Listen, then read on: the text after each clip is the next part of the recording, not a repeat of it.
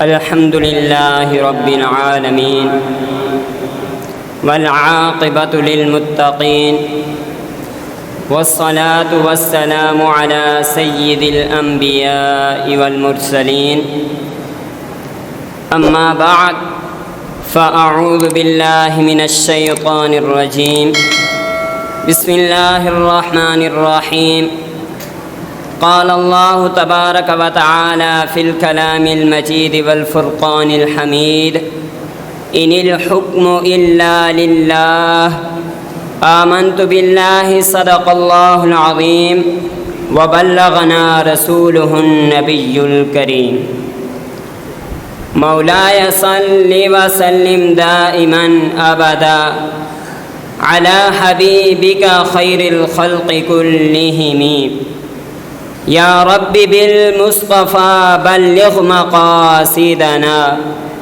واغفر لنا ما مضى یا واسع الکرم۔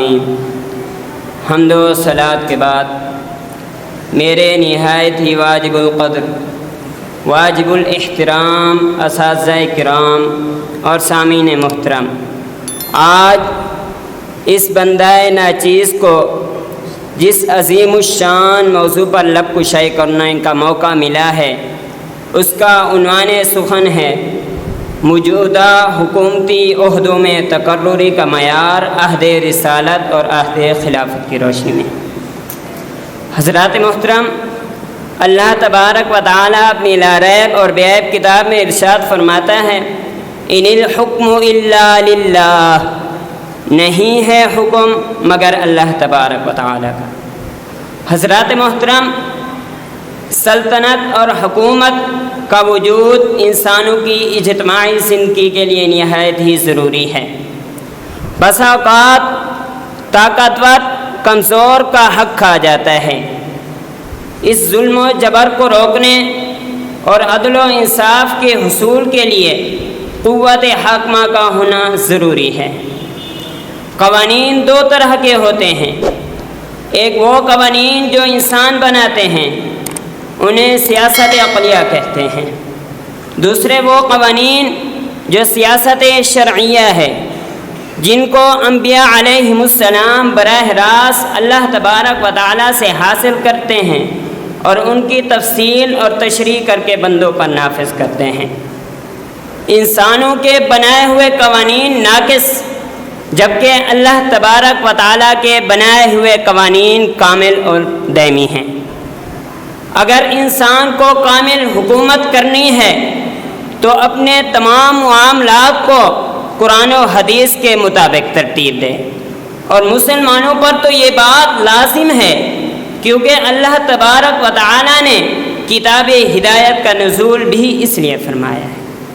حضرات محترم، حکومت و ملوکیت اللہ تبارک و تعالیٰ کی امانت ہے، جیسا کہ قرآن پاک میں ہے الذی لہ ملک السماوات والارض، وہ ذات جس کے لیے آسمانوں زمینوں کی بادشاہی ہے۔ ایک دوسرے مقام پر ارشاد فرمایا قل اللہم مالک الملک تؤتی الملک من تشاء وتنزع الملک ممن تشاء۔ اے محبوب، آپ فرما دیجئے کہ اے میرے اللہ، ملکیت کا مالک تو ہے، جس سے چاہتا ہے ملکیت ادا کرتا ہے اور جس سے چاہتا ہے لے لیتا ہے۔ حقیقی طور پر حاکم تو اللہ تبارک و تعالی ہے، مگر وہ بندوں کو امانتاً جس سے چاہتا ہے ملکیت عطا کرتا ہے تاکہ وہ تمام معاملات میں قرآن و حدیث کے مطابق فیصلہ کریں، اور اطاعت بھی اسی حاکم کی جائز ہے جو قرآن و حدیث کے مطابق فیصلہ کرے، اور جو قرآن و حدیث کے مطابق فیصلہ نہ کرے اس کی اطاعت جائز نہیں۔ فرمان خداوندی ہے وَلَا تُطِعْ مِنْهُمْ آثِمًا أَوْ كَفُورًا، اور آپ اطاعت نہ کیجیے ان میں سے جو گنہگار اور ناشکرے ہیں۔ حضرات محترم، اب پہلی بات جو لازم آتی ہے کہ عہدوں پر کن لوگوں کو مقرر کیا جائے، تو اس کا جواب یہ ہے کہ عہدوں پر ان لوگوں کو مقرر کیا جائے جو قرآن و حدیث کے مطابق فیصلہ کرے۔ اگر ہم دور رسالت میں دیکھیں تو یہ بات ظاہر ہوتی ہے کہ حضور صلی اللہ علیہ وآلہ وسلم نے جسے بھی گورنر مقرر کیا اسے اس بات کی تاکید فرمائی کہ آپ قرآن و حدیث کے مطابق فیصلہ کرنا، اور وہ بھی قرآن و حدیث کے مطابق فیصلہ کرتے تھے، جیسا کہ حدیث مبارکہ میں ہے جب حضور علیہ السلام نے حضرت معاذ بن جبل کو یمن کا گورنر بنا کر روانہ کرنا چاہا تو فرمایا لِمَ تَقْضِي يَا مَعَاذ، اے معاذ کس طرح فیصلہ کرو گے؟ عرض کی بِكِتَابِ اللَّهِ تعالی، اللہ تبارک و تعالیٰ کی کتاب کے ساتھ۔ حضور علیہ السلام نے فرمایا فَإِن لَّمْ تَجِدْ، اگر اس میں نہ پاؤ، عرض کی بِسُنَّتِ رسول اللہ صلی اللہ علیہ وآلہ وسلم، اللہ کے رسول کی سنت کے ساتھ۔ حضور علیہ السلام نے فرمایا اگر اس میں بھی نہ پاؤ تو کس طرح فیصلہ کرو گے؟ عرض کی اجتہدوا برائی، کہ میں اجتہاد کروں گا۔ تو حضور علیہ السلام خوش ہوئے اور فرمایا تمام تعریفیں اس وحدہ لا شریک کے لیے جس نے اپنے رسول کو اس کے مطابق فیصلہ کرنے کی توفیق دی، جس پر راضی اور وہ خوش ہے۔ اگر ہم عہد رسالت میں دیکھیں تو صحابہ کے ہاں تقرری کا معیار کیا تھا؟ جب حضور علیہ السلام کا وصال ظہری ہو گیا تو صحابہ کرام نے سب سے جو زیادہ قرآن و حدیث جاننے والا تھا اسے خلیفہ مقرر کیا، یعنی حضرت ابو بکر صدیق کو۔ جب حضرت ابو بکر صدیق رضی اللہ تعالیٰ عنہ خلیفہ مقرر ہو گئے تو آپ نے خطبہ ارشاد فرمایا، جس میں آپ نے ارشاد فرمایا وَإِذَا رَأَيْتُمُونِي اسْتَقَمْتُ فَاتَّبِعُونِي، اور جب تم مجھے دیکھو کہ میں سیدھا چل رہا ہوں تو میری اتباع کرنا۔ وَإِذَا رَأَيْتُمُونِي زِعْتُ قَوِّمُونِي، اگر تم مجھے دیکھو میں ٹیڑھا ہو گیا ہوں تو مجھے سیدھا کرنا۔ پھر آپ نے ارشاد فرمایا اگر میں اللہ اور اس کے رسول کا حکم مانوں تو تم میرا حکم ماننا، اور اگر میں اللہ اور اس کے رسول کا حکم نہ مانوں تو تم میرا حکم نہ ماننا۔ عہد رسالت اور عہد خلافت سے یہ بات اظہر من الشمس ہوتی ہے کہ عہدوں پر ان لوگوں کو مقرر کیا جاتا تھا جو قرآن و حدیث کے مطابق فیصلہ کرتے تھے۔ ہونا تو یہ چاہیے تھا کہ پاکستان میں بھی تقرری کا معیار وہ ہوتا جو عہد رسالت اور عہد خلافت میں تھا، مگر ایسا نہیں ہے۔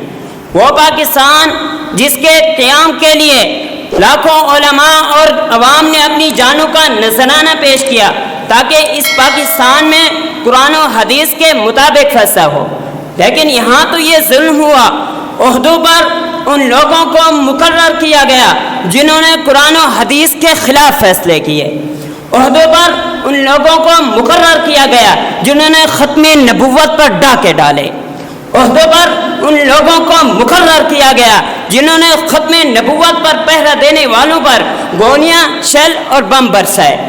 عہدوں پر ان لوگوں کو مقرر کیا گیا جنہوں نے گستاخان رسول کو اقتدار ملنے پر مبارکباد دی۔